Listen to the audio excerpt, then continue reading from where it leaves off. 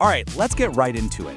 We talk a lot about managing our time, but what if we could take it a step further? What if you could actually design your day? Build it from the ground up to fit your own natural rhythms and priorities. Well, that's exactly what we're going to unpack today. How to create the blueprint for your ideal day. Just let that sink in for a second. It's such a powerful thought, and it's so incredibly true, isn't it?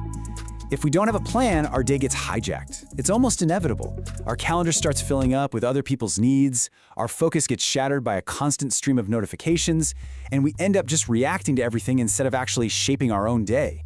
And we all know what that feels like, right? You wake up, you've got the best intentions, you're ready to tackle that one big important thing.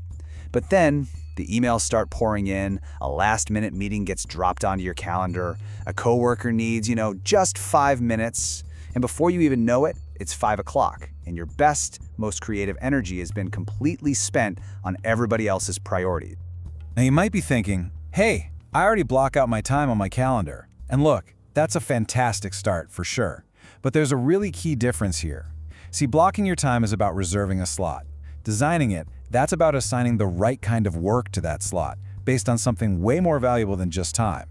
It's a much more intentional and way more strategic approach. So, how do we even begin to do that? Well, we start with what we're calling an ideal day blueprint.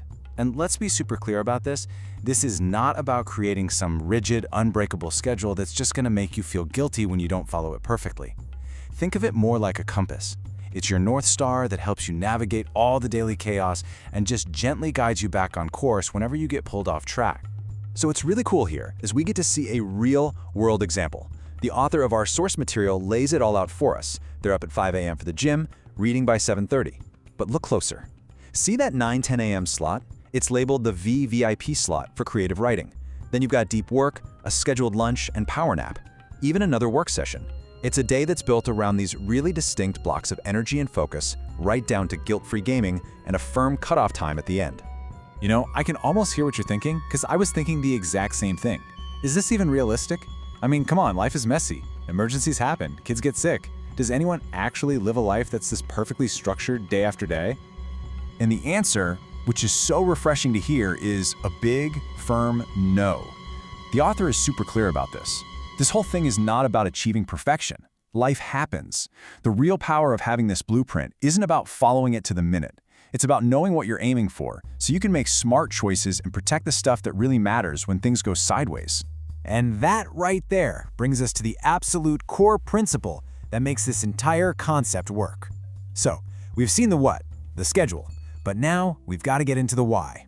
What's the secret ingredient that turns a simple schedule into a seriously powerful tool for productivity? Here it is. The secret isn't about managing your time at all, it's about managing your energy.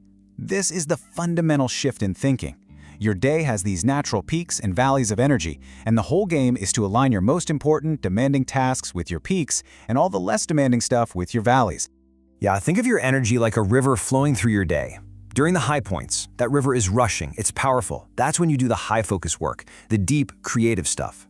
But when the river slows down and gets wider in the afternoon, that's the perfect time for the low-focus tasks, right? The emails, the admin, the routine calls.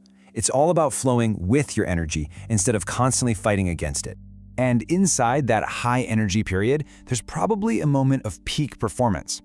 The source calls this your golden hour. This is that kind of magical 1 to 2 hour window where your brain is at its sharpest, your focus is just locked in, and your enthusiasm is at an all-time high. This is hands down the most valuable and sacred time of your entire workday. And this is a brilliant example of what it means to protect it. So the author gets a request for 9:30 a.m. call, smack dab in the middle of their golden hour. Now the default for most of us is to just say yes, right? But because they understand the energy map of their day, the answer is a polite no, and they suggest rescheduling for 3 p.m., which they know is their energy slump and a perfect time for an easy call. That one little decision saves their most productive time for what actually matters. Okay, so we've gone through the theory, we've seen a really powerful example of it in action. Now it's time to make this real for you. This is the point where you stop being an observer and you become the architect of your own day. So here's the challenge for you. It's super simple and you can literally do it the second this is over. Grab a piece of paper or open a notes app, whatever works for you. The goal is just to sketch out maybe for the first time ever, what your ideal day blueprint might look like. And hey, don't overthink it. Just start with these 3 simple things. First, identify your golden hour. When are you at your absolute sharpest? Be honest with yourself. Is it first thing in the morning? Maybe late at night? Second, pinpoint your slump. When do you really feel that energy dip? And third, give yourself some boundaries. Set a firm start and end time for your workday. And as you're doing this, just remember what the goal is. This exercise isn't about creating another rigid system to make you feel stressed or guilty. It's really a declaration. It's about finally acknowledging that your focus and your energy are your most valuable resources, and it's time to start protecting them on purpose. So, as we wrap this up, I'll just leave you with this one question to think about. Knowing what you know now about your energy and your focus and your most valuable time, what is the one crucial thing, the one deep work project, the one creative task that you are going to protect with everything you've got during your next golden hour?